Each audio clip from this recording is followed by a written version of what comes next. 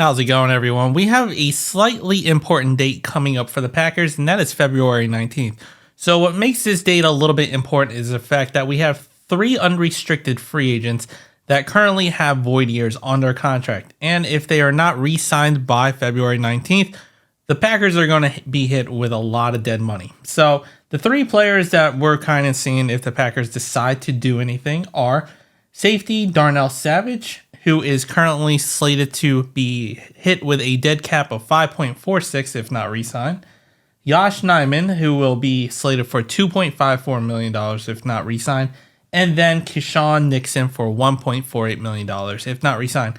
Pretty much totaling up $9.48 million in just dead cap if we don't re-sign any of these players and kind of spread out their void years instead of taking a brunt hit this year. And the reason it's kind of also important is the fact that we are currently on a salary crunch.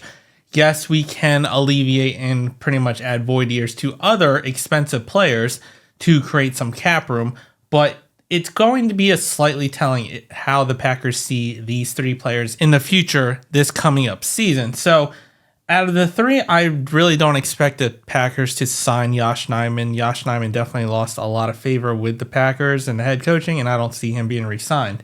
Now, Darnell Savage is kind of an interesting one because, yes, he did have a slightly better year, but he hasn't lived up to that first-year expectation. Now, whether you believe that's because he was under Joe Barry and we asked him to do a lot of things he's just not good at, and he could have a resurgence against Jeff Hafley, that remains to be seen and has to be decided.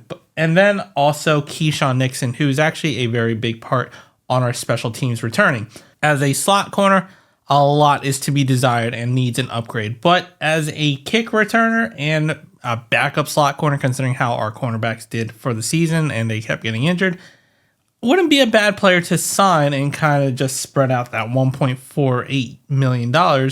So we have as much cap room to navigate this year as best as possible, especially since we are kind of gearing up towards 2024 being a potential Super Bowl run for us. So with not a lot of time left for the Packers to decide, it's going to be interesting if we at least re-sign one of the 3 players, because at the very most, I feel like Keyshawn Nixon would have been re-signed.